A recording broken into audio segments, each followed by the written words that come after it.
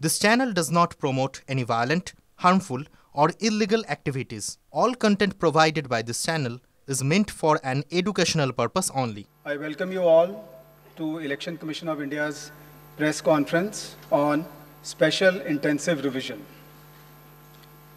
I welcome Honorable Chief Election Commissioner Shri Gyanesh Kumar Sir, Honorable Election Commissioner Dr. Sukhbir Singh Sandhu Sir, Honorable Election Commissioner Dr. Vivek Joshi Sir, Senior Deputy Election Commissioners Shri Manish Garg Ji, Shri Pawan Kumar Ji, Deputy Election Commissioners Shri Manish Garg Ji, Shri Pawan Kumar Ji, Deputy Election Commissioners Shri Bhanu Prakash Ji, Shri Sanjay Kumar, DGIT, Mrs. Seema, Ms. Shubhra Saxena, Director ECI, Shri Vijay Pandey Ji, DDG Law.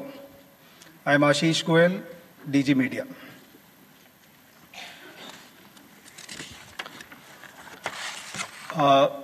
As always, the format of our PC would be, we'll start with the address by the Honorable Chief Election Commissioner, which will be followed by a presentation. That will be followed by a question and answer session. Sir. Honorable Election Commissioner Dr. Sukhbir Singh Sandhu Ji, Honorable Election Commissioner Dr. Vivek Joshi, Election Commission के senior officers, media के हमारे साथी और आपके माध्यम से जुड़े हुए इस देश के सभी मतदाता, आप सबको नमस्कार। आज हम सब स्पेशल इंटेंसिव रिवीजन के दूसरे चरण के रोल आउट के संबंध में आयोजित इस प्रेस कॉन्फ्रेंस में उपस्थित हैं। मैं आप सभी का हार्दिक स्वागत करता हूं। सबसे पहले मैं लोक आस्था और सूर्य उपासना के महापर्व छठ पूजा के इस पावन अवसर पर बिहार के सभी मतदाताओं को हार्दिक शुभकामनाएं देता हूं। आज अस्ताचलगामी भगवान भास्कर को अर्घ्य देने के शुभ दिन पर मैं बिहार के 7.5 करोड़ मतदाताओं को विशेष रूप से नमन करता हूं, जिन्होंने निर्वाचन आयोग पर अटूट विश्वास जताया है और एसआईआर में पूर्ण भागीदारी निभाई और अब इस चुनाव में मतदान करने के लिए उत्साहित है। बिहार में एसआईआर के सफल संचालन के बाद आयोग ने देश के सभी 36 मुख्य निर्वाचन अधिकारियों के साथ 2 महत्वपूर्ण सम्मेलन आयोजित किए। इन बैठकों में एसआईआर से संबंधित अनुभवों, तकनीकी प्रगति और भविष्य की दिशा निर्देशों पर भी व्यापक चर्चा की गई। पिछले एसआईआर की मतदाता सूची से मैनुअल भी और तकनीकी तरीके से भी दोनों स्तरों पर मिलान का कार्य लगभग पूरा कर लिया गया है और इसके तैयारी के आधार पर अब चयनित राज्यों में एसआईआर का दूसरा चरण प्रारंभ किया जाएगा। याद रहे, एसआईआर का प्रमुख उद्देश्य है हर योग्य मतदाता को सूची में शामिल करना और अयोग्य को मतदाता सूची से हटाना। आइए अब पीपीटी के माध्यम से आपको विस्तार में एसआईआर के इस फेज 2 के बारे में बताते हैं। जैसा कि आप सबको पता है, एसआईआर का फेज 1 समाप्त हुआ और इस चरण की सबसे बड़ी खूबी यह रही कि बिहार के 7.5 करोड़ मतदाताओं ने बढ़ चढ़कर पार्टिसिपेट किया। 90,000 बीएलओस, सभी 12 राजनीतिक दलों के 1.6 लाख बूथ लेवल एजेंट्स, सब ने मिलकर मतदाता सूची को शुद्ध बनाने का कार्य किया और नतीजा आपके सामने है। 0 अपील्स, अर्थात बिहार की मतदाता सूची अधिकतम शुद्ध मानी जाएगी। अब फेज 2 12 राज्यों में या संघ शासित प्रदेशों में आरंभ होने वाला है। नेक्स्ट,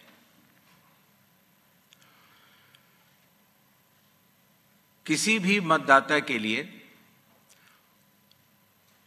जो उसकी अर्हताएं हैं वो संविधान के अनुच्छेद 326 में लिखी गई हैं, अर्थात भारत का नागरिक होना, कम से कम आयु 18 वर्ष की होना, उस विधानसभा क्षेत्र का सामान्य निवासी होना और किसी अन्य कानून से उसको डिस्क्वालीफाई न किया गया हो।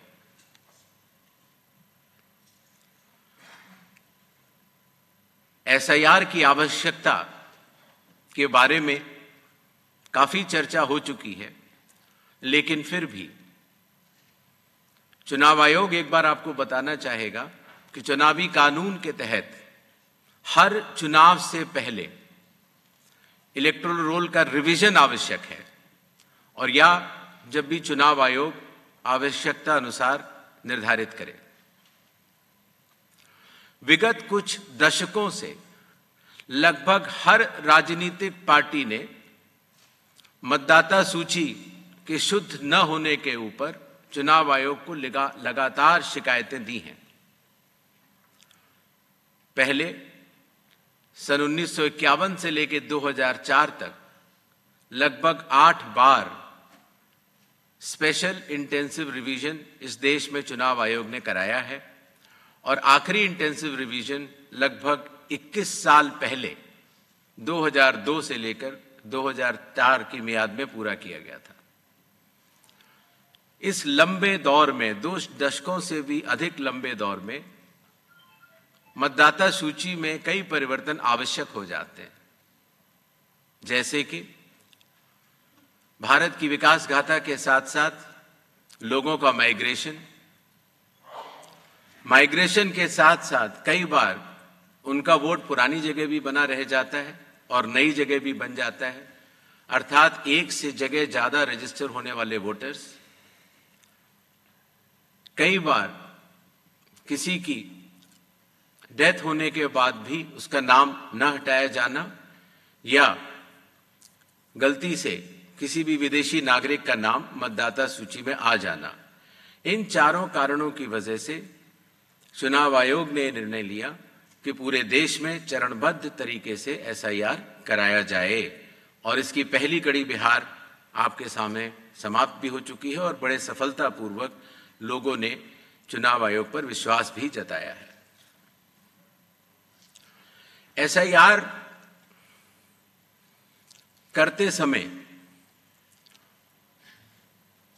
एक बहुत बड़ी संख्या में चुनावी कर्मी चुनाव आयोग के साथ कंधे से कंधा मिलाकर काम करते हैं। आपको पता होगा कि लगभग हर 1000 वोटर के ऊपर एक पोलिंग स्टेशन औसत तौर पर हो जाता है। हर पोलिंग स्टेशन पर एक सरकारी कर्मचारी बूथ लेवल ऑफिसर के तौर पर कार्य करता है। एक विधानसभा क्षेत्र में 300 या 400 के बीच में लगभग पोलिंग स्टेशंस होते हैं, और हर विधानसभा क्षेत्र में एक इलेक्टोरल रजिस्ट्रेशन ऑफिसर होते हैं। वो भी सरकारी कर्मचारी होते हैं और एसडीएम के स्तर के होते हैं, और उनके अंडर में ये सारे बीएलओस कार्य करते हैं। इलेक्टोरल रजिस्ट्रेशन ऑफिसर को सहायता करने के लिए assistant electoral officer registration officers भी होते हैं, जो कि लगभग हर तहसील में एक या उससे अधिक होते हैं। ईआरओ एक सब डिविजनल मजिस्ट्रेट के लेवल का अधिकारी होता है, जिसकी कानूनी जिम्मेदारी होती है कि वो मतदाता सूची ड्राफ्ट तैयार करे, जनमानस से मिले हुए क्लेम्स एंड ऑब्जेक्शंस को रिसीव करे और उनके ऊपर एक निर्णय ले, और उसके बाद एक फाइनल मतदाता सूची प्रकाशित करे। ईआरओ के इस निर्णय के बाद, अर्थात फाइनल मतदाता सूची प्रकाशित करने के बाद, अगर किसी भी सिटीजन ऑफ इंडिया को उस विधानसभा क्षेत्र में रहने वाले किसी भी मतदाता को अगर कोई भी अपील करनी हो तो वो उस जिले के जिला अधिकारी के पास कर सकता है, और अगर वह जिलाधिकारी के निर्णय से भी असंतुष्ट हो तो उस राज्य के चीफ इलेक्टोरल ऑफिसर के पास अपनी सेकंड अपील दायर कर सकता है। यह मैं इसलिए आपको बता रहा हूं कि बिहार में सभी राजनीतिक दलों के साथ मिलकर जब एसआईआर हुआ, उसके बाद जो जिला मजिस्ट्रेट्स के पास अपील आई 38 जिलों में, वह शून्य थी। अर्थात ईआरओ और इलेक्टर्स ने मिलकर और बूथ लेवल एजेंट्स ने मिलकर बहुत ही अच्छा काम किया।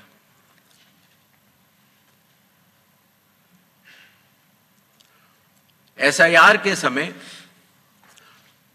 ईआरओज और एईआरओज मिलकर सबसे पहला जो काम करेंगे वो इन्यूमरेशन फॉर्म्स को प्रिंट करेंगे। जिन राज्यों में एसआईआर हो रहा है या अभी होने वाला है, उनकी मतदाता सूची आज रात को 12 बजे फ्रीज कर दी जाएगी, और उन हर मतदाता को जिसका नाम उस सूची में है, उसको एक यूनिक इन्यूमरेशन फॉर्म प्रिंट करके बीएलओ उसके घर देने जाएंगे। इन्यूमरेशन फॉर्म में वो आवश्यक डिटेल्स होंगे जो कि आज की मतदाता सूची में हैं। जब बीएलओ फॉर्म्स डिस्ट्रीब्यूट करना शुरू करेंगे एग्जिस्टिंग इलेक्टर्स को, उसके बाद इन्यूमरेशन फॉर्म में जिसका भी नाम है वो उसको लिंक करने का प्रयास करेंगे कि क्या उन्हीं का नाम 2003 की सूची में था। अगर था तो उनको कोई भी कागज और नहीं देने होंगे। इसी तरीके से अगर उनका नाम स्वयं नहीं था और उनके पिताजी या माताजी का नाम था तो भी उनको कोई और कागज नहीं देने होंगे। तो ये लिंकिंग और मैचिंग, बिहार जब हमने एसआईआर किया था तो सिर्फ बिहार की अवेलेबल थी, और आज पूरे देश की 2002 से 4 में हुए एसआईआर की मतदाता सूची जो लिंक दिया गया है voters.eci.gov.in पर कोई भी देख सकता है और इस मैचिंग को स्वयं भी कर सकता है। बीएलओज, बूथ लेवल ऑफिसर्स एसआईआर की प्रमुख कड़ी होते हैं। जब वो घर जाते हैं तो कई बार ऐसा भी हो सकता है कि किसी और व्यक्ति की उम्र उस घर में 18 साल के ऊपर की हो गई हो, तो हाथ की हाथ उसी समय वो उनका फॉर्म 6 भी भरवा लेंगे और डिक्लेरेशन भी ले लेंगे और उसकी मैचिंग और लिंकिंग भी पुराने एसआईआर से कर लेंगे। कई बार हमारे मतदाता अगर पढ़ने या लिखने में उनको दिक्कत है तो बूथ लेवल ऑफिसर उनको इन्यूमरेशन फॉर्म भरने में मदद भी करेगा, और मदद करने के बाद इस तरह के सारे इन्यूमरेशन फॉर्म्स मैचिंग और लिंकिंग करने के बाद वो ईआरओ और एईआरओ को जमा करेगा। कई बार एक बार जब बूथ लेवल ऑफिसर घर जाता है तो या तो कुछ मतदाता अवेलेबल नहीं होते या कहीं गए होते हैं, और या उनको मैचिंग या लिंकिंग करने में कोई समय लग रहा हो, तो ऐसे केस में बूथ लेवल ऑफिसर्स दूसरी बार भी जाएंगे और तीसरी बार भी जाएंगे। 3 बार हर बीएलओ हर घर जाएगा।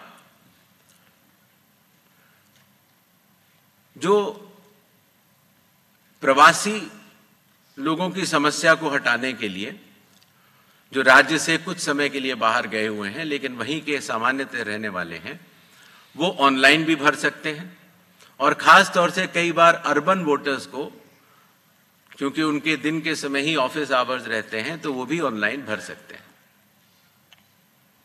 बूथ लेवल ऑफिसर का यह भी कार्य होगा कि जब वो इन्यूमरेशन फॉर्म देता है तो इन्यूमरेशन फॉर्म दस्तखत करके मतदाता को वापस भी करना होता है। तो अगर मतदाता की मृत्यु हो चुकी हो या वो स्थायी रूप से प्रवास कर चुका हो, या वो एक से जगह ज्यादा रजिस्टर हो गया हो, तो वो उस जगह दस्तखत नहीं कर पाएगा। और ऐसे लोगों की शिनाख्त करना भी बीएलओ की जिम्मेदारी है। एक बात मैं फिर कहना चाहता हूं कि जो मतगणना, वो इन्यूमरेशन फॉर्म की जो फेज होगी, उसमें किसी भी व्यक्ति से किसी और कागज की आवश्यकता नहीं होगी। बस उन्हें अपनी मैचिंग या लिंकिंग दिखानी होगी कि 2003 में किसके साथ है। नेक्स्ट, सारे फॉर्म्स मिलने के बाद ईआरओ और एईआरओ ड्राफ्ट सूची प्रकाशित करेंगे। ड्राफ्ट सूची में उन्हीं मतदाताओं का नाम होगा जिनके इन्यूमरेशन फॉर्म्स वापस मिल गए हैं। जिन मतदाताओं की मैचिंग या लिंकिंग नहीं हो पा रही है, 2003 में कहां थे, 2003 में आपके माता पिता भी नहीं थे या कोई भी नहीं था, ऐसे लोगों को भले ही उनका इन्यूमरेशन फॉर्म मिल गया हो, लेकिन नोटिस जारी करेगा ईआरओ और एईआरओ, और नोटिस जारी करने के बाद फिर वो उनकी एलिजिबिलिटी डिसाइड करेगा, इंक्लूड करने के लिए या एक्सक्लूड करने के लिए, बेस्ड ऑन इंडिकेटिव डॉक्यूमेंट्स, जो मैं आगे बताऊंगा।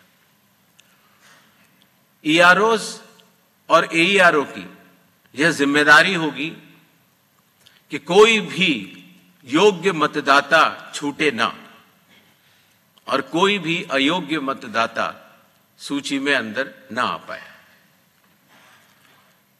ईआरओ के फैसले के खिलाफ कानूनी तौर पर जिला मजिस्ट्रेट के पास एक अपील होती है, जो मैंने आपको बताया, और जिला मजिस्ट्रेट के फैसले के खिलाफ चीफ इलेक्टोरल ऑफिसर के पास भी सेकंड अपील होती है।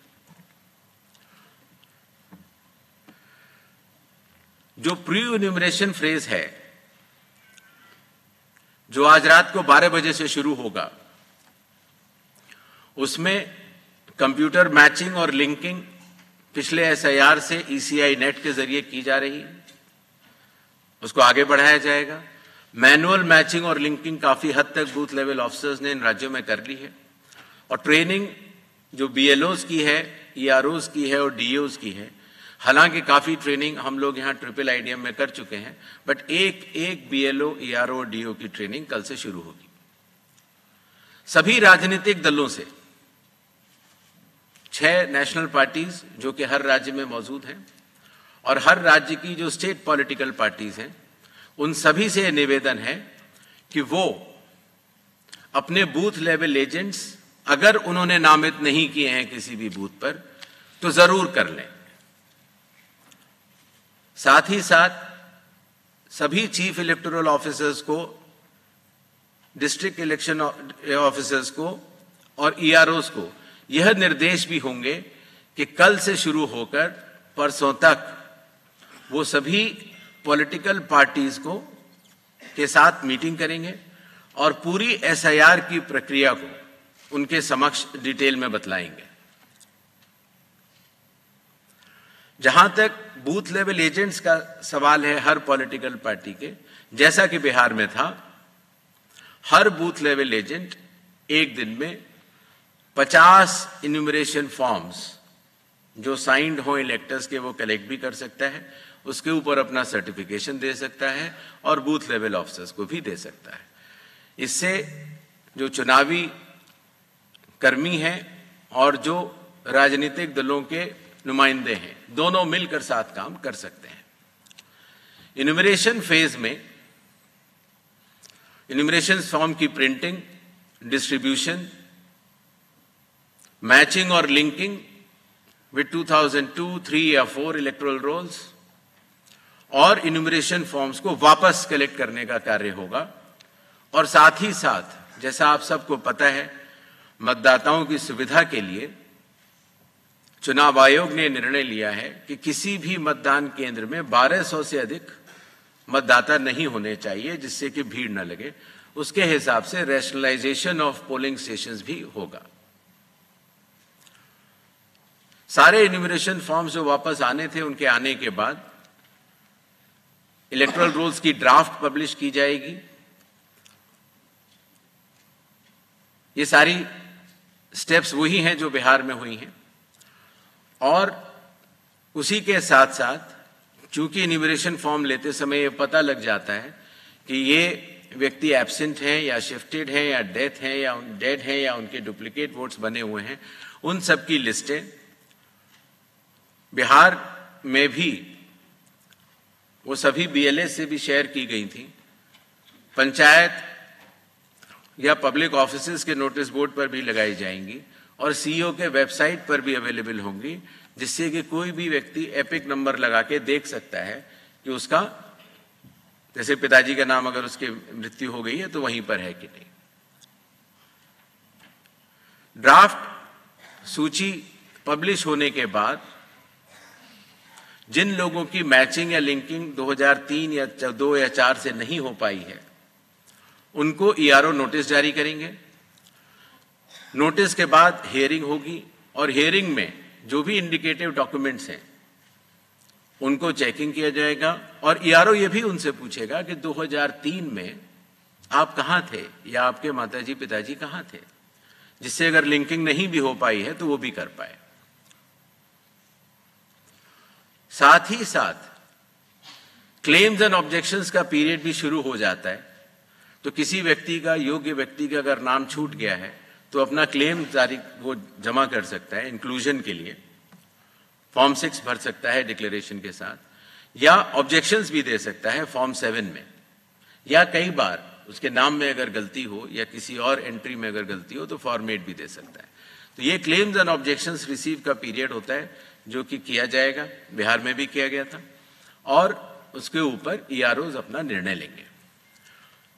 ये कार्य पूर्ण होने के बाद फाइनल रूल्स पब्लिश होंगे और उसके बाद 15 दिन का समय जिला मजिस्ट्रेट के पास फर्स्ट अपील देने का और उसके बाद CEO के पास सेकंड अपील देने का, सभी के पास ये कानूनी मार्ग उपलब्ध होगा।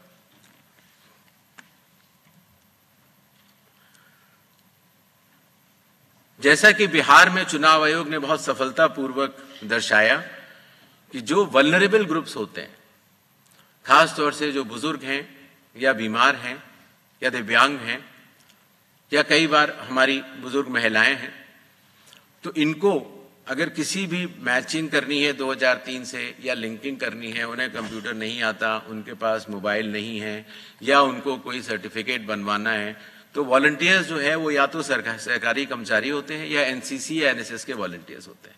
तो स्वयं उस व्यक्ति के लिए वो चले जाते हैं और वो कागज बनवा लेते हैं, जिससे कि हमारे मतदाताओं को कोई भी असुविधा नहीं हो। और इसकी वजह से आपने देखा होगा बिहार में जब 7.5 करोड़ मतदाताओं ने चुनाव आयोग के साथ कंधे से कंधा मिलाकर जब काम किया तो कोई भी परेशानी नहीं हुई। इस फेज में SIR के समय 1200 तक हम पोलिंग स्टेशंस को भी रैशनलाइज कर लेंगे और कुछ नए पोलिंग स्टेशंस भी खोले जाएंगे जो कि बदलाव के साथ साथ हाई राइज बिल्डिंग्स में भी होंगे या गेटेड कॉलोनीज में या कई बार जो स्लम क्लस्टर्स छूट गए हैं वहां पर भी। इस विषय पर जो ड्राफ्ट पब्लिश होता है उसमें पॉलिटिकल पार्टी से DOs चर्चा भी करते हैं और उसके बाद ये 1200 हर पोलिंग स्टेशन की अलग अलग मतदाता सूची प्रकाशित की जाती है। ये ध्यान रखना होगा कि एक बूथ पर एक फैमिली के या एक घर पर रहने वाले सभी लोगों का नाम एक ही जगह आ जाए, उससे मतदाताओं को बहुत सुविधा होती है और बिहार में इसमें काफी लोगों ने मिलकर अच्छा काम किया।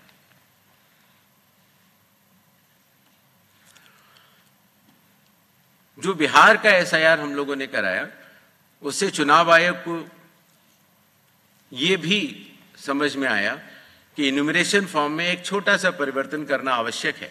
अर्थात जहां रेड बॉक्स आप देख रहे हैं वहां डिटेल्स ऑफ प्रीवियस SIR है। अर्थात 2003 में अगर आप स्वयं थे तो उसके डिटेल्स भर दें या 2003 में आपके पिताजी या चाचा या कोई भी उस जनरेशन के थे उनका भर दें, जिससे कि मिलान सरल हो जाए।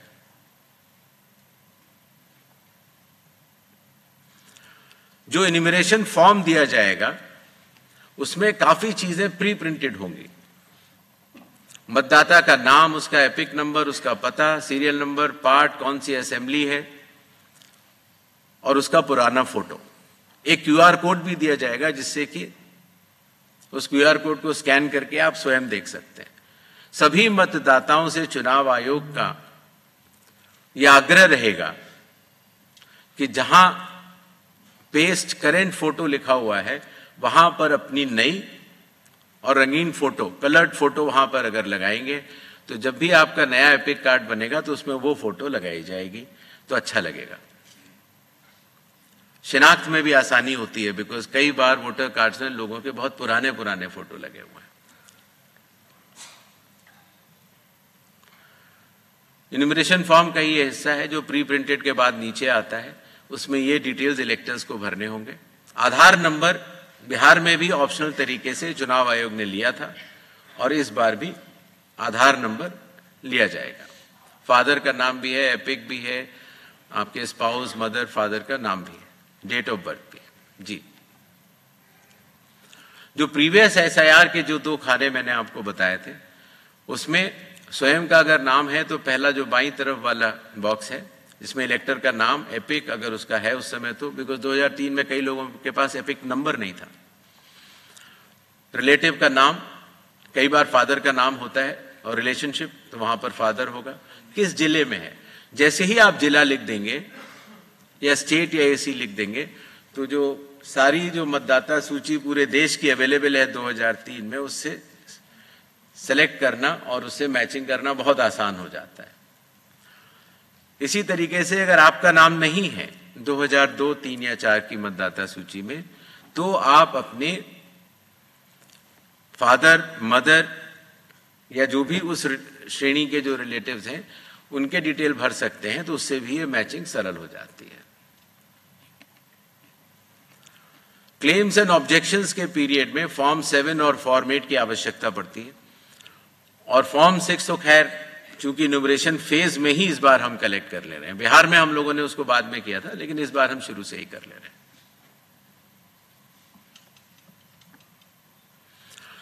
जो लिस्ट ऑफ इंडिकेटिव डॉक्यूमेंट्स हैं, जिन लोगों का 2002, 3 या 4 की मतदाता सूची से मिलान हो चुका है, उन्हें कोई भी डॉक्यूमेंट देने की आवश्यकता नहीं है। और जिन लोगों का मिलान नहीं हो पाया वो संख्या काफी कम रह जाती है, सिर्फ उन्हीं लोगों को ये इंडिकेटिव डॉक्यूमेंट्स देने होंगे। जो बिहार में थे 11 वो, और आधार कार्ड नागरिकता का प्रमाण चूंकि नहीं है तो वो आइडेंटिटी पर्पस के लिए लोग दे सकते हैं। नेक्स्ट, ये वो 12 राज्य हैं जहां पर कल से SIR शुरू होने वाला है। Andaman and Nicobar island union territory, state Chhattisgarh, Goa, Gujarat, Kerala, union territory Lakshadweep, Madhya Pradesh, Puducherry union territory, Rajasthan, Tamil Nadu, Uttar Pradesh, West Bengal, इन 12 राज्यों में कुल मतदाता 51 करोड़ के लगभग हैं। लगभग 5,33,000 बूथ लेवल ऑफिसर्स इस महान कार्य में अपना योगदान देंगे।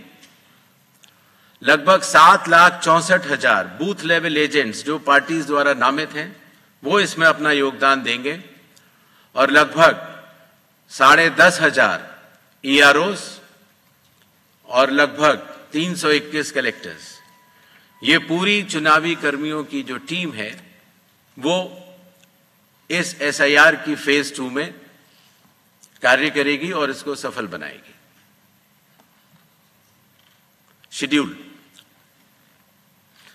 प्रिंटिंग और ट्रेनिंग का कार्य कल से शुरू होगा और 3 नवंबर तक चलेगा।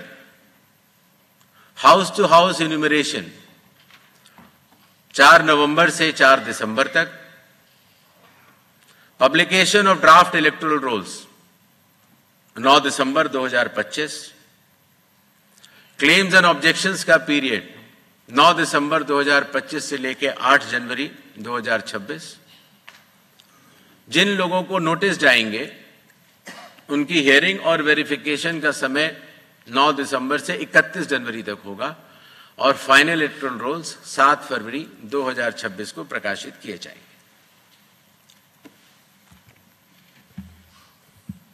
धन्यवाद।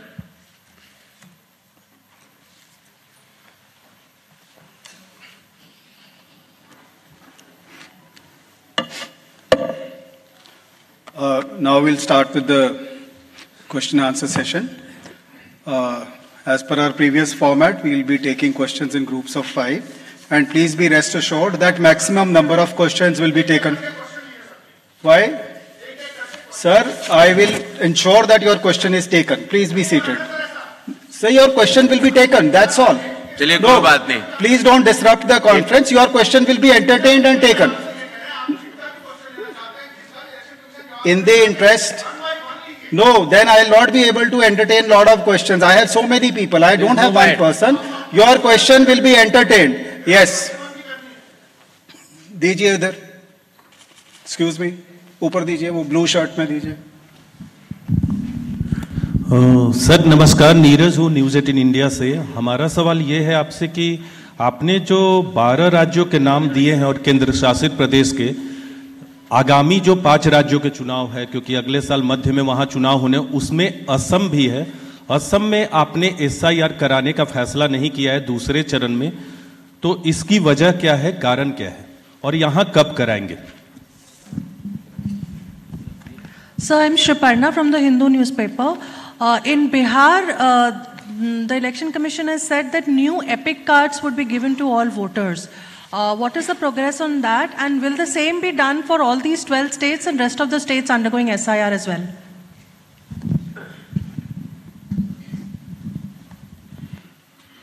जी सर, मैं मनीष अग्रवाल नवभारत टाइम्स से। सर एक सवाल ये है कि अगर मेरा वोट दिल्ली में है और मेरे माता पिता का वोट 2003 या 4 में यूपी या किसी अदर स्टेट में रहा, तो मैं उसका मिलान कैसे करूंगा? मतलब मेरे को तो ये प्रॉब्लम होगी कि मैं वहाँ से कैसे लूँ या कैसा करना होगा। सेकंड इज, इसमें भी सर आधार की आपने बात की कि आधार दे सकते हो, लेकिन जब आधार के साथ हमें डेट ऑफ बर्थ और बर्थ सर्टिफिकेट देना है तो फिर आधार का मतलब क्या है सर? Thank you. मैं महेश केजरीवाल बोल रहा हूँ लोकसभा से। सर मेरा सवाल ये है कि जो सेकंड पेज में वेस्ट बंगाल में जो आपका माइक प्लीज होना है, थोड़ा इसको पास कीजिए माइक। सर सेकंड पेज में जो SIR होना है विशेष करके वेस्ट बंगाल में, तो उसमें मुख्यमंत्री ने दूसरा mic.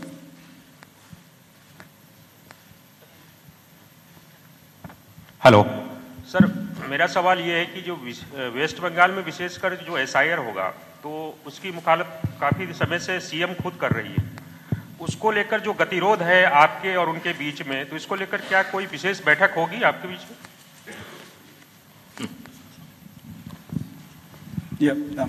Sir, this is Damini from the Indian Express. Yes, sir. Sir, 2 questions. One is, what were the lessons that were learned from the Bihar SIR process? And secondly, sir, in the case of the June 24th order for Bihar, there was instruction to EROs to refer cases of suspected foreign nationals to the competent authority. How many such cases have been referred in Bihar, and will these instructions apply to the rest of the states and UTs as well?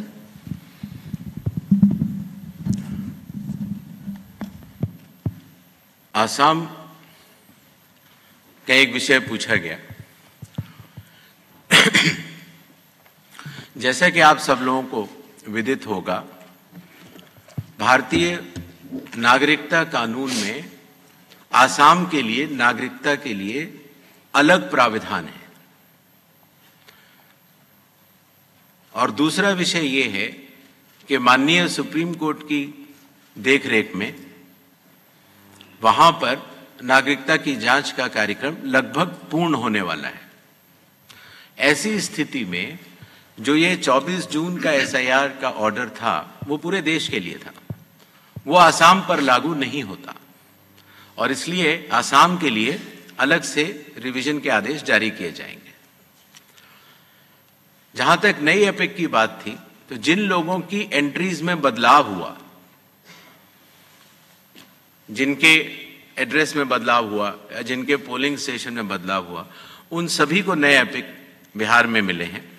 और इसी तरह से पूरे देश में भी जहां जहां एंट्रीज में परिवर्तन होगा, वहां पर नए एपिक्स मिलेंगे।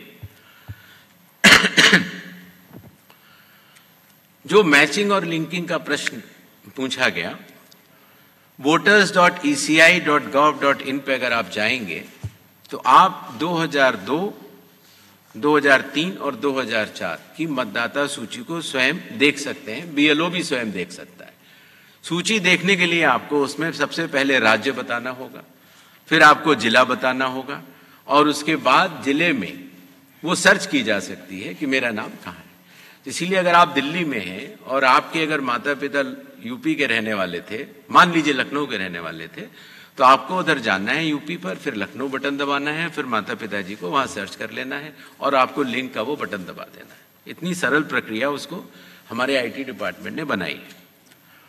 जहाँ तक आधार की बात है, माननीय सुप्रीम कोर्ट ने कहा है कि आधार का उपयोग आधार एक्ट के अनुरूप होगा, और आधार एक्ट के सेक्शन 9 में ये कहा गया है कि आधार डोमिसाइल का या सिटीजनशिप का प्रमाण नहीं होगा। जहां तक जन्म तिथि की बात है, उसके ऊपर भी माननीय सुप्रीम कोर्ट के कई आदेश हैं जहां पर कि ये कहा गया कि आधार जन्म तिथि का प्रमाण नहीं है, और इसका ध्यान रखते हुए आधार अथॉरिटी ने अपना नोटिफिकेशन जारी किया। और आज भी अगर आप कंप्यूटर से अपना नया आधार डाउनलोड करते हैं तो उसमें लिखा होता है आधार कार्ड पर ही कि आधार कार्ड न तो जन्म तिथि का प्रमाण है, न डोमिसाइल का, और न कि नागरिकता का। आधार कार्ड आइडेंटिटी का प्रमाण है और ई-साइनिंग के लिए भी उसका उपयोग हो जाता है। तो आधार कार्ड के बहुत सारे अन्य उपयोग भी हैं। जहां तक वेस्ट बंगाल की बात है, कोई भी गतिरोध नहीं है। संविधान के अंतर्गत सभी संवैधानिक संस्थाएं अपने अपने दायित्व का पालन करती हैं। Election commission special intensive revision करते हुए अपने दायित्व का पालन कर रहा है, और इसी तरह से राज्य की सरकारें भी अपने अपने दायित्व का पालन करेंगी। जो बिहार में SIR हम लोगों ने किया, और उसमें जो हम लोगों को लगा कि हम मतदाताओं को और सुविधाएं क्या दे सकते हैं, वो मैंने आपको अपनी PPT में बता ही दिया है। और जून 24 का जो ऑर्डर है वो सिर्फ बिहार के लिए नहीं है, वो पूरे देश के लिए है। कुछ एडिशनल इंस्ट्रक्शंस भी जारी होंगे इन 12 राज्यों के लिए। Next round please. सवाल पूछना था आपसे, ये जो आपने लिंकअप किया है SIR में 2002 से 4 के इलेक्टोरल रोल से किया है, क्या वो डेट बहुत पहले का, प्लीज, वो डेट जो है 23 साल पहले का हो जाता है, तो वो डेट क्या ऐसा नहीं कर सकते हम कि 1 या 2 इलेक्शंस पहले करें जिससे कि सभी को आसानी हो? सर इधर प्रशांत सर, मैं न्यूज़ 24 से। मेरा सवाल सर 2 छोटे छोटे सवाल हैं, पश्चिम बंगाल को ही लेकर के है कि पश्चिम बंगाल से कई बार ये बात आई है कि वो होने नहीं देंगे SIR। ऐसी सिचुएशन में इस चुनाव आयोग क्या करेगा? और दूसरा कि जिस तरीके से वहाँ पे वोटों का मिलान आप करने की सोच रहे हैं, ये कैसे संभव हो पाएगा? क्योंकि बहुत से ऐसी बातें हैं कि वहाँ पे बाहर से आए लोग आ गए हैं और डॉक्यूमेंट्स उनके लगातार रेडी हो रहे हैं। अगर उनके दस्तावेज मान लीजिए गलत तरीके से बन गए, उसको आप कैसे वेरीफाई करेंगे? संजय शर्मा, आज तक से। Sir, Harsha from Republic TV. Gyanesh sir this side. आपने कहा सर कि कोई गतिरोध नहीं है पश्चिम बंगाल में। सर, बिहार के SIR के वक्त जो श्रंक हुआ था इलेक्टोरल रोल, वो लगभग 6% था सर। लेकिन बिहार के मुकाबले अगर पश्चिम बंगाल देखा जाए तो पूर्व में भी बहुत ही वोलाटाइल स्टेट रहा है। अभी जब से अनाउंसमेंट हुई है पैन इंडिया SIR की, पश्चिम बंगाल खासकर TMC के नेताओं ने कहना शुरू कर दिया है कि there will be blood bath in West Bengal if voters are deleted. तो ऐसे में what will election commission do to counter and restore faith, because West Bengal is different as compared to other states? Sanjay Sharma, Aaj Tak से। Sir, बहुत सारे लोगों का, उन लोगों ने क्वेरी भेजी है कि जिन लोगों के नाम डिलीशन होंगे या हुए हैं, क्या उन सारे लोगों को जिनके कई वोटर लिस्ट में कई जगह नाम हैं, या जो लोग स्थायी रूप से पलायन कर गए, क्या आयोग उनको भी नोटिस देकर उनकी रजामंदी लेता है क्या? Sir Ashwini sir this side Ashwin Kumar Singh from NDTV. Sir supreme court में भी ये याचिकाकर्ताओं ने सवाल किया था कि डी डुप्लीकेशन सॉफ्टवेयर का क्या उपयोग किया गया था बिहार में, जो नाम 2 जगह रजिस्टर्ड थे, और क्या वो एप्लीकेशन अब अभी जो एसआईआर का सेकंड फेज शुरू हो रहा है उसमें भी उपयोग किया जाएगा? सर मेरा सवाल है, मैं पीयूष पांडे हूँ, TV9 भारतवर्ष से। सर आपने 4 कारण इसमें बताए हैं कि फ्रिक्वेंट माइग्रेशन है, उसमें जो चौथा कारण है wrongful inclusion of any foreigner, तो क्या इसकी भी कोई सूची तैयार की जाएगी चुनाव आयोग द्वारा कि कितने ऐसे लोग पाए गए जिनका रॉन्गफुल इंक्लूजन था? जो एसआईआर की जो आपने डेट की बात की,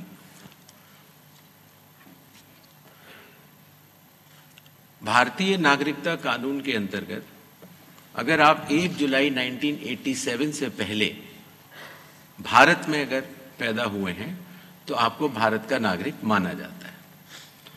तो जो व्यक्ति 87 या उसके पहले का बॉर्न है, अगर उसमें 18 साल जोड़ देते हैं तो सन आता है 2003, 4 या 5। इसीलिए जिन लोगों का नाम 2003, 2 या 4 की मतदाता सूची में है, उसकी प्रोबेटिव वैल्यू, उसकी एविडेंशियरी वैल्यू कि वो नागरिक है, उसकी कोई जांच करने की आवश्यकता नहीं होती। इसीलिए जो पिछला एसआईआर हुआ था वो वाली तारीखें ली जाती हैं। जहां तक वेस्ट बंगाल की बात एक बार दोबारा उठी है, तो मैं एक बार और स्पष्ट करना चाहता हूं कि संविधान के अंतर्गत हर संवैधानिक संस्था को अपना दायित्व निभाना होता है। आर्टिकल 324 सब क्लॉज 6 के तहत मतदाता सूची तैयार करने के लिए या मतदान कराने के लिए जिन भी चुनावी कर्मियों की आवश्यकता चुनाव आयोग को होगी, वो राज्य सरकार मुहैया करा के डेपुटेशन पर देने के लिए बाध्य है। इसी तरीके से कानून व्यवस्था की जो आपने बात की, वो राज्य सरकार की संवैधानिक जिम्मेदारी है और मुझे इसमें कोई भी संकोच नहीं है कि हर राज्य सरकारें चुनाव आयोग की तरह ही अपनी पूरी संवैधानिक दायित्व का निर्वहन करेंगी और करती रही। जहां तक डी डुप्लीकेशन की बात की, जब एक बार इन्यूमरेशन फॉर्म एक व्यक्ति ने साइन कर दिया और उसका नाम ड्राफ्ट सूची में आ गया, डुप्लीकेशन तभी हो सकता है जब एक व्यक्ति ने 2 बार इन्यूमरेशन फॉर्म साइन किया हो। आपके माध्यम से मैं देश के सभी मतदाताओं को यह बतलाना भी चाहता हूं कि हो सकता है कि आपका किसी पुराने जगह वोट अगर बना रह गया हो तो आपके पास घूमते फिरते वो इन्यूमरेशन फॉर्म भी आएगा, लेकिन आपको सिर्फ और सिर्फ एक इन्यूमरेशन फॉर्म पर ही दस्तखत करके जमा कराना है। इस स्थिति में कोई डी डुप्लीकेशन सॉफ्टवेयर चलाने की आवश्यकता नहीं होती और चूंकि हर व्यक्ति सिर्फ एक इन्यूमरेशन फॉर्म दे रहा है तो उस समस्या का निदान हो जाता है। वैसे भी कानूनी तौर से अगर एक से ज्यादा जगह अगर किसी भी व्यक्ति का मतदाता सूची में नाम है तो वो कानूनी अपराध माना जाता है। इसीलिए चूंकि पहले के विगत वर्षों में चूंकि माइग्रेशन इतना ज्यादा हुआ तो शायद इतना ध्यान नहीं दिया हो लोगों ने, लेकिन अब एसआईआर के बाद मेरा निवेदन रहेगा सभी मतदाताओं से कि वो ऐसा करेंगे और बिहार में सभी ने इसका स्वागत भी किया और बड़े अच्छे तरीके से हुआ।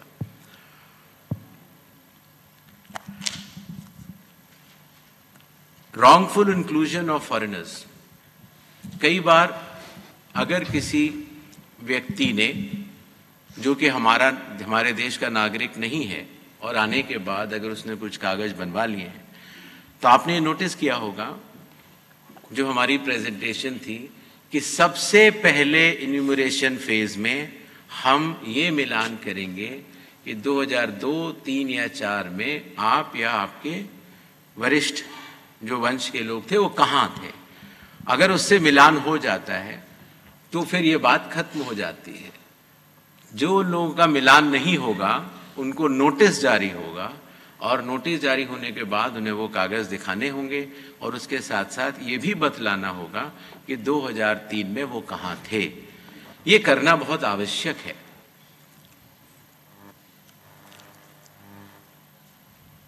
I think I have... Sir, Banna from Matham Delhi from here, sir. Please, sir, udhar dijiye. We will take all the questions. Sir, we've already answered your question. Please. No, sir, I didn't ask the question. CC sir. Sir, मेरा नाम Sir, all political parties from Kerala had demanded to postpone the SIR in Kerala. I am from here, sir. I am Banna from Madhyamam Delhi. All political parties demanded postponement of SIR in Kerala, and Kerala Chief Electoral Officer, he also demanded the postponement. I think he recommended. But you decided to conduct the SIR in this first phase. Sir, Gaurav Shrivastava, Times Now Bharat से। Sir, सवाल यह है कि चूंकि 12 राज्य हैं और 12 राज्य की परिस्थितियां अलग हैं, क्या स्थानीय तौर पर जो इंडिकेटिव डॉक्यूमेंट्स हैं उनकी कुछ अलग सूची भी रखी गई है राज्यवार, क्या, जिससे मतदाताओं को सहूलियत हो, जिनको नए तौर पर जुड़ना हो, जिनका नाम पुरानी मतदाता सूची में ना हो, तो क्या उनके लिए अलग तमिलनाडु के हिसाब से या बाकी राज्यों पुडुचेरी के हिसाब से जो अलग अलग सरकारी आई कार्ड जो है वो इशू किए जाते हैं, उनके आधार पर भी क्या वो अपना नाम जो है वो मतदाता सूची में जुड़वा सकते हैं? सर, मैं INS से अखिलेश हूँ। पहली बार जब आपने सर इधर जी सर, मैं INS से अखिलेश हूँ। पहली बार जब आपने बिहार में शुरू किया तो काफ़ी राजनीतिक विरोध झेलना पड़ा चुनाव आयोग को। राजनीतिक दल सड़कों पे आए, तमाम आरोप लगाया। आप कह रहे हैं कि अपील 0 थी। इसका मतलब कि क्या राजनीतिक दलों ने गुमराह किया था? और आगे चूंकि आप 12 राज्यों में करा रहे हैं, ऐसी परिस्थितियां ना आए, इसके लिए क्या आयोग कोई गाइडलाइन जारी करेगा? Yes, Sir Vincent from the Telegraph newspaper. Yes, sir. Few questions. One, during the enumeration phase, would electors be allowed to submit their documents if they have them? Two, children whose parents aren't known, orphans and so on, what are the provisions for them to fill up that column where they have asked for the parents thing? And three, finally, in Kerala, there are local body polls which are expected to happen soon. So will you all have staff to do the SIR work? Will there be both level officers who will be available for doing the SIR work? If you could answer. Give it, Vrinda. तो आपने Please. एक सवाल ये आया था कि जो indicative list of documents हैं, जो 11 हैं, जिसमें आधार आइडेंटिटी के लिए 12वें तौर से जोड़ा गया है, ये इंडिकेटिव लिस्ट ऑफ डॉक्यूमेंट्स लगभग सभी सीईओ से चर्चा करके बनाई गई हैं। बट फिर भी जब हियरिंग हो और उस समय ये सिद्ध करना हो किसी को अपनी जांच में कि मैं नागरिक हूं, तो वो कोई और अगर डॉक्यूमेंट देगा तो उसके ऊपर ईआरओ विचार जरूर करेंगे, लेकिन indicative list of document bye and large यही रहेगी। आपको बताना चाहता हूं कि पिछले 2 महीनों से इन सभी 12 राज्यों के चीफ इलेक्टोरल ऑफिसर्स ने और आईटी डिपार्टमेंट ECI नेट के साथ मिलकर जो बैकएंड पर इतनी सारी मैचिंग कर ली है कि अब ये जो SIR जो इन 12 राज्यों में होगा तो काफी सुगम तरीके से होगा। जहां तक केरल की बात है,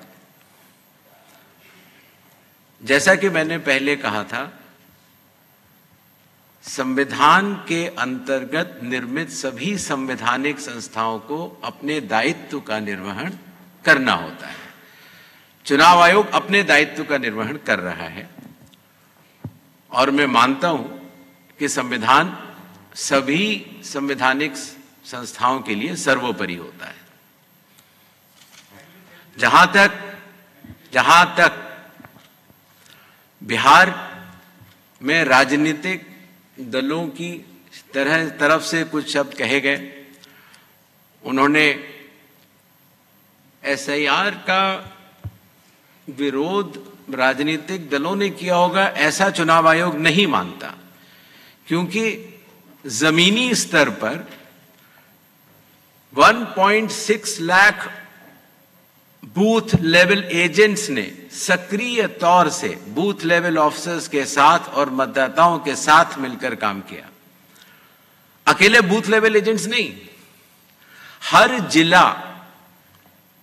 जिले में राजनीतिक दलों के जो जिला प्रेसिडेंट्स थे, उन्होंने भी सक्रिय तौर से अपना योगदान दिया। इसी तरीके से राज्य स्तर पर भी सीईओ के साथ मिलकर सभी राजनीतिक दलों ने इसका स्वागत भी किया। हम लोग जब बिहार गए थे तो सभी राजनीतिक दल हमसे मिले भी थे और सबने ये बात हम लोगों से कही।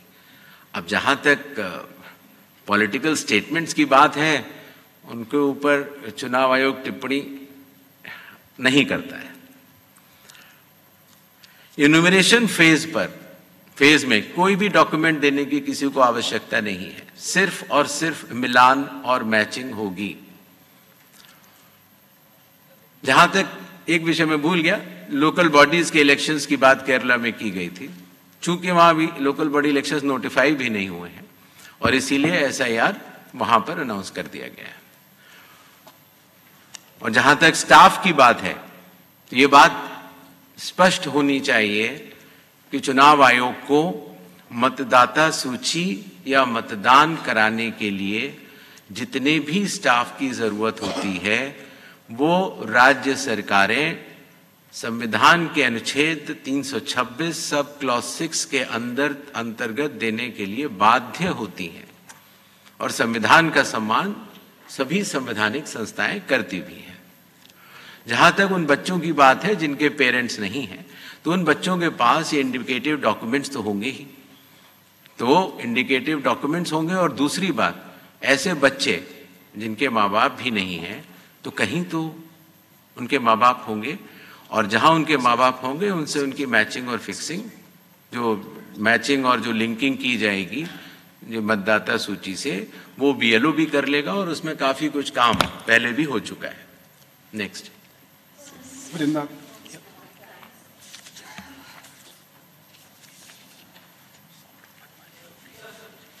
Anubhuti from the Economic Times here. So as you just mentioned, there will be no document required during the enumeration phase. Now this is a very, very big shift from Bihar, where this was also a worry point because everybody had to go looking for documents. Also, your enumeration form has changed this time. You've got a column for previous SIR linkages. So first, if you could explain the reasoning behind these shifts in the SIR process or the form. And two, you just mentioned that a lot of linking has already been done in these 12 states before embarking on phase 2, and this will make the SIR process easier. Would it mean that the Election Commission was not adequately prepared when it launched the SIR in Bihar? Sir, I'm Ruben from Malayalam Manorama newspaper. So here. So my question is also regarding the local body elections in Kerala. There is a confusion. Actually, the local body election is due. As per your schedule, SIR will go along with the local body election at the time of the process will be at the time of local body election, as it is due in November or December. So how has will a notification been issued? How will you, has a notification been issued? Okay. How will you manage the conflict regarding the local body elections? There is no conflict. So has there been any demand? Arunima from CNN News 18, sir. Has there been any demand to provide security to the booth level workers in West Bengal? Has central security, has any such demand come to you? Is it possible to grant such a security? So Vrinda from Hindustan Times, my question is that you said that deduplication wouldn't be required because even with people holding 2 voter ID cards, they'll have to fill just one enumeration form and they should be filling one enumeration form. I didn't get your question. So you said that deduplication wouldn't be required because of SIR process pan-India. So with regards to that, do you think that the problem where an individual holds 2 voter ID cards or EPIC cards, will that get resolved because of SIR? And secondly, adding to Anubhuti's question, you mentioned 2 big changes from Bihar SIR and now Pan India. So are there any more changes, and can you give more information on that? Yes. Sir I am here please. Mukesh Kumar Singh मेरा नाम है, मैं एक freelance journalist हूँ। एक चीज़ देख रहे हैं सर हम लोग कि जो कैंडिडेट्स हैं, आप जैसे ये इंश्योर करना चाहते हैं कि जो भी एलिजिबल वोटर हो उसको उसका वोटिंग राइट मिले, उसी तरीके से जो भी एलिजिबल कंटेस्टेंट्स हैं चुनाव में, हम ये देखते हैं कि स्क्रूटनी के बाद जिन लोगों का नॉमिनेशन किसी रीजन से रिजेक्ट होता है। कंडक्ट ऑफ इलेक्शंस के ऊपर ये पत्र वार्ता नहीं है। कंडक्ट ऑफ इलेक्शंस के ऊपर जो भी निर्णय लेना सर, आप मेरा सवाल सुन लें, अगर आपको लगता है कि इसका मैंने जवाब नहीं देना दिया, तो ना दें। कंडक्ट ऑफ इलेक्शंस के ऊपर पब्लिक कॉन्फ्रेंस नहीं होती। चल मर्जी आपकी सर। यस पूनम जी। सर मैं पूनम हूँ अमर उजाला से। मेरे 2 प्रश्न हैं। पहला प्रश्न है कि अभी जो 12 राज्यों में SIR होगा, क्या 12 दस्तावेजों के अलावा अन्य दस्तावेजों को भी शामिल किया जाएगा? और दूसरा प्रश्न, एक राज्य जिसमें SIR की घोषणा हुई है, बड़े पैमाने पर प्रशासनिक फेरबदल किया गया है, तो क्या चुनाव आयोग इसका संज्ञान लेगा? जी,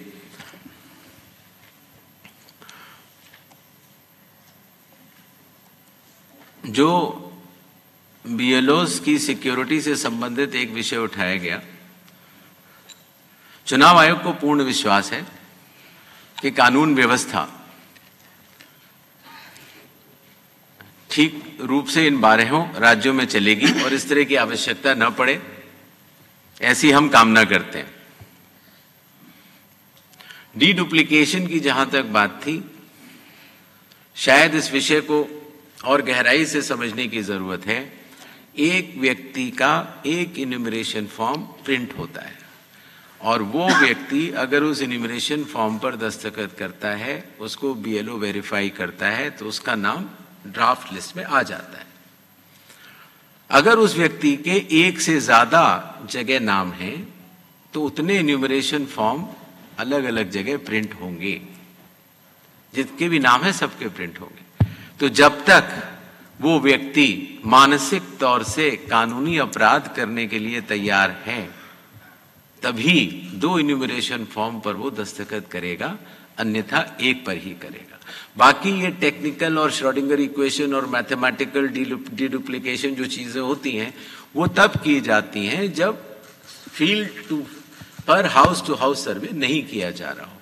ये physical field to field, person to person एक सर्वे है, जो कि अगर आंकड़ों में आप देखेंगे तो वो एक बहुत बड़ा सर्वे है। जहां तक ये 11 दस्तावेजों की बात, ये सारे 11 दस्तावेज सभी चीफ इलेक्टोरल ऑफिसर से डिस्कस करके ही बनाए गए हैं। और अगर हियरिंग के समय कोई ऐसा दस्तावेज अगर कोई व्यक्ति देता है जिससे कि ये प्रमाणित हो जाता है कि वो भारत का नागरिक है, तो स्वाभाविक तौर से उस दस्तावेज को ERO नजरअंदाज नहीं करेंगे। प्रशासनिक फेरबदल SIR अनाउंस करने से पहले हर राज्य सरकार का अधिकार है और वो प्रशासनिक फेरबदल कर सकती है। अगर SIR के अनाउंसमेंट के बाद भी अगर उन्हें कोई प्रशासनिक फेरबदल करना होता है तो चुनाव आयोग की उन्हें परमिशन लेनी होती है।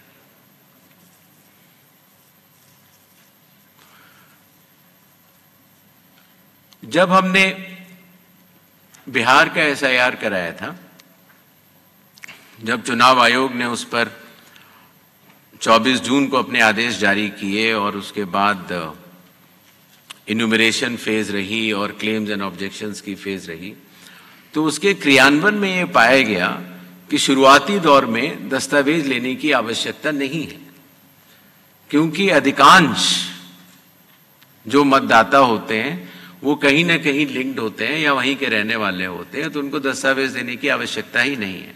सच बात तो ये है, बिहार का अगर एग्जाम्पल देखते हैं, बहुत ही कम लोगों को और दस्तावेज देने की जरूरत पड़ी और इसीलिए उस सीख को ध्यान में रखते हुए जब इन 12 राज्यों में जब हम लोग SIR करा रहे हैं तो इस बात का निर्णय लिया गया कि कागज तभी मांगे जाएं जो इंडिकेटिव डॉक्यूमेंट्स हैं जब उसका व्यक्ति का 2003-2004 से मिलान नहीं हो पा रहा है।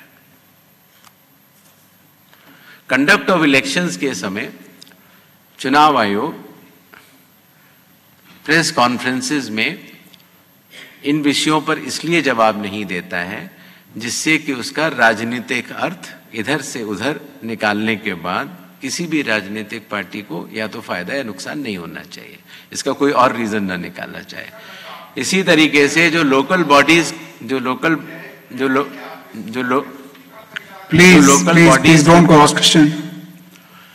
बॉडीज के इलेक्शंस की बात है उसको एक बार मैं फिर बता देना चाहता हूं कि लोकल बॉडीज के इलेक्शंस अभी तक केरल में नोटिफाई नहीं हुए हैं और इसीलिए चूंकि एसआईआर अब आ चुका है तो एसआईआर के लिए जितने भी चुनावी कर्मियों की आवश्यकता है संवैधानिक तौर पर वो अभी भी फील्ड पर हैं और मेरे ख्याल से उसमें कोई दिक्कत नहीं होनी चाहिए क्योंकि वहां के सीईओ ने भी काफी कुछ बैक एंड पर टेक्नोलॉजी से मैचिंग और लिंक का मिलान कर लिया है।